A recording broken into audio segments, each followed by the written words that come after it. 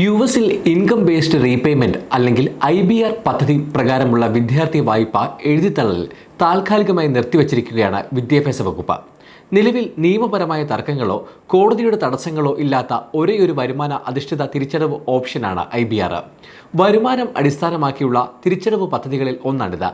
കോടതി വ്യവഹാരങ്ങൾ കാരണം system update ചെയ്യുന്നതിനാലാണ് IBR താൽക്കാലികമായി നിർത്തിവച്ചിരിക്കുന്നതെന്നും അപ്ഡേഷൻ പൂർത്തിയാക്കിയ ശേഷം ഇത് പുനരാരംഭിക്കുമെന്നും വിദ്യാഭ്യാസ വകുപ്പ് അറിയിക്കുന്നു.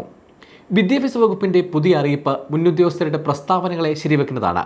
വായ്പയെടുത്ത പല വിദ്യാർത്ഥികളും തിരിച്ചടവിനുള്ള പരിധി എത്തിയെങ്കിലും ആനുകൂല്യം ലഭിക്കാത്തതിനെ തുടർന്ന് സംശയം പ്രകടിപ്പിച്ചിരുന്നു. എന്താണ് ഇൻകം ബേസ്ഡ് റീപേയ്മെന്റ് എന്ന് നോക്കാം. പേര് പോലെ തന്നെ വരുമാനത്തെ അടിസ്ഥാനമാക്കിയുള്ള തിരിച്ചടവ് പദ്ധതിയാണിത്. ഫെഡറൽ വിദ്യാർത്ഥി വായ്പ എടുത്തവർക്കുള്ള ഒരു സഹായ പദ്ധതിയാണ് IBR. ഇത് വരുമാനത്തിനും കുടുംബ വലുപ്പത്തിനും അനുസരിച്ച് പ്രതിമാസ തിരിച്ചടവ് കുറയ്ക്കുന്നു.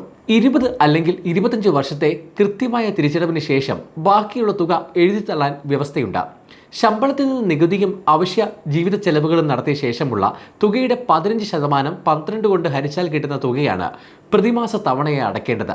2014 ജൂലൈ 1 അതിനുശേഷമോ പുതിയതായി വായ്പ എടുത്തവരാണെങ്കിൽ ഇത് 10% ആയിരിക്കും.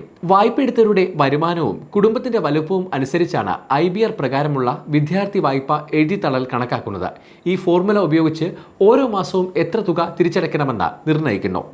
ഓരോ 12 മാസത്തിലും പേയ്മെന്റുകൾ വീണ്ടും കണക്കാക്കും. നിശ്ചിത സമയത്തിനുള്ളിൽ മുഴുവൻ തുകയും തിരിച്ചടയ്ക്കാത്തവർക്ക് പിന്നീട് വായ്പ എഴുതിത്തള്ളാൻ അർഹതയുണ്ട്. 2014 ജൂലൈ 1 അതിനുശേഷമോ വായ്പ എടുത്തവർക്ക് 25 വർഷമാണ് തിരിച്ചടവ് കാലാവധി. അതിനു മുൻപുള്ളവർക്ക് 20 വർഷമാണ് കാലാവധി. പദ്ധതി നിർത്തിവെക്കാൻ കാരണം എന്താണെന്ന് നോക്കാം. നിലവിൽ സേവ്, ICR, പേയി തുടങ്ങിയ വരുമാനത്തെ അടിസ്ഥാനമാക്കിയുള്ള മറ്റ് തിരിച്ചടവ് പദ്ധതികൾക്ക് കോടതിയുടെ തടസ്സങ്ങളുണ്ട്.